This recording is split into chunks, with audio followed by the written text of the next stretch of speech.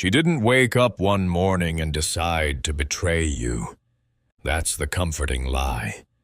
The truth is colder, slower, and far more calculated, because cheating, especially in long-term relationships, is rarely about sudden passion.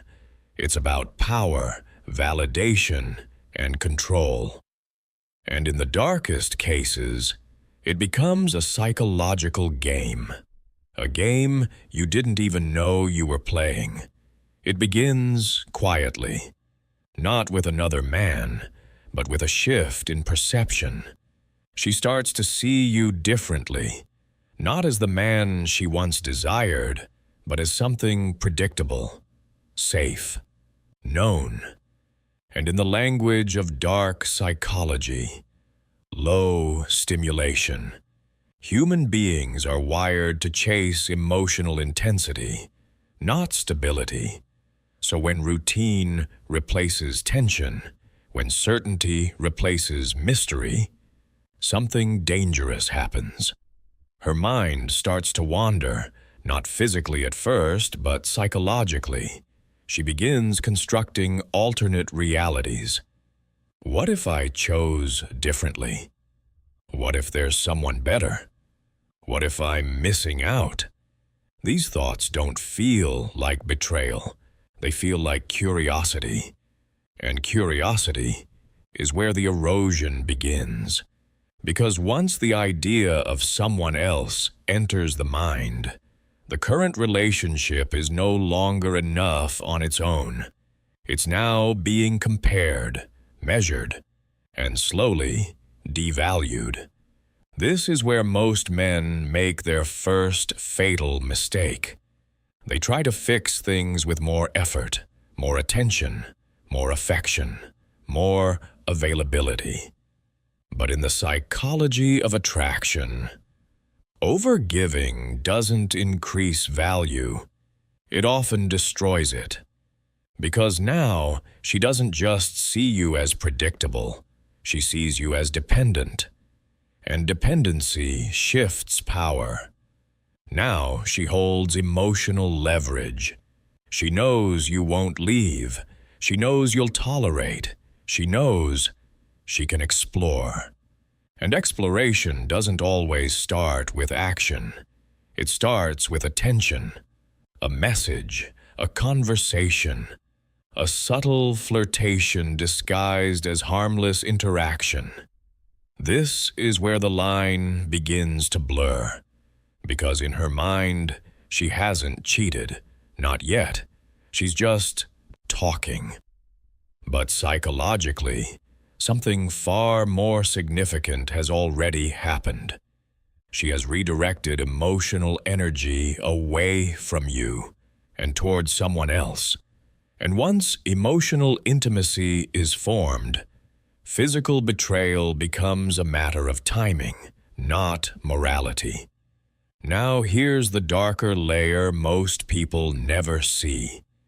Cheating, in many cases, isn't driven by love or even lust. It's driven by validation addiction. A new man doesn't represent a better partner.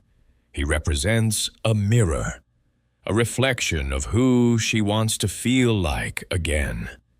Desired, exciting, chosen. And if you've become the stable background in her life, then he becomes the emotional spotlight. This creates a dangerous psychological split. With you, she feels security. With him, she feels intensity. And the human brain almost always chooses intensity in the moment, even if it destroys everything in the long run. But here's where it gets even darker. Because once she crosses that internal line, once she realizes she can divide herself between two realities, something changes. She no longer sees cheating as a risk. She sees it as a strategy, a way to have both worlds. And that's the moment when the relationship stops being a relationship and becomes a controlled illusion.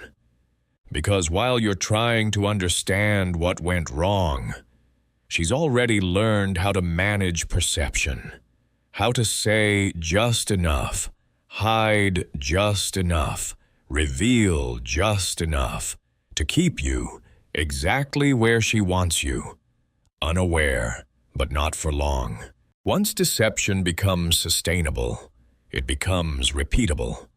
And once it becomes repeatable, it becomes part of her identity.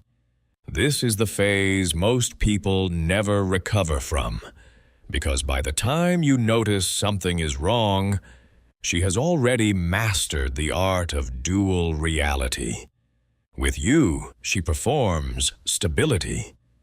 With him, or others, she performs desire.